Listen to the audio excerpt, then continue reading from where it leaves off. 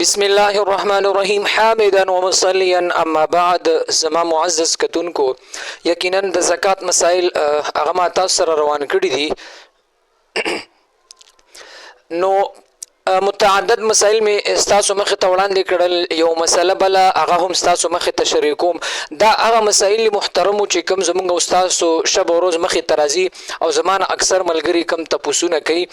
نو یقینا دا په خپل هم ووري او نور باندې هم وروري. هغه مسله نن دا محترمو، دا کم دکانداران رونه چې دي هغه که د کریانې دکان دی یا د میډیسن دکان دی یا ډاکټر دکان دی یا د هر قسمه کاروبار دکان دی، نو هغه کاروبار والا سړی هغه دکاندار دا به د خپل دکان زکات څنګه ورکوي، کوم حساب کتاب سره.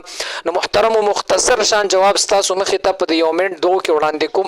دغه دی جواب: هر یو دکاندار هغه د کریانې والا دی یا د میډیسن والا دی یا ډاکټرۍ والا دی یا هر قسمه دکاندار هغه چې کوم سیزونه خرڅوي نو په کال په واوړي، نو د ټول دکان هغه سامان د هغې به قیمت معلوم کی. کم قیمت به معلوموي؟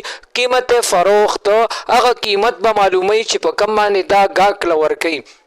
د ټولو سامان دکان قیمت فروخت برا جمع کی، نو هغه قیمت کا چرته نصاب ته رسیدلو یعنی 52 تولی چاندی نصاب برابر او په دې کال تیر شوی، نو دا به د دې پیسو نه 40مه حصہ مطلب دا دی چې هغه زکات په ورکوي. ګوري محترم، یو ځل بیا ووري دکانداران رونه خپل دکان هغه سامان برا جمع کی او پیسې قیمت به ولګي. کم قیمت به لګي؟ قیمت فروخت چې په کم قیمت باندې دا خرڅي هغه قیمت به نه لګي. ګوري چې د کم قیمت باندې دا سیز راوړی دی دکان ته، ځکه هغه ریټ قیمت خرید نه قیمت فروخت، ځکه د سره د دکان دا سرمایه ده او دا سرمایه ده چې د په دې ریټ باندې ور خرڅي. نو دی وجه نه دا به د قیمت فروخت چې په کم قیمت دا سیز خرڅي هغه قیمت به ولګي او ټول قیمت به ولګي او پیسې راجمع به کی.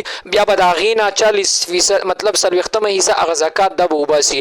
بیا به ټوټل قیمت جمع کی او په کالکولیټر په 40 به تقسیم کی، مطلب 15 لک روپۍ جوړیږي. نو په لک پسې 2.5 روپۍ دا زکات دی. نو دا د دکاندارانو رونو لپاره هغه د زکات طریقې کار دی. آسان دو ټوک الفاظ کې مستاسو مخې ته وړاندې کړل.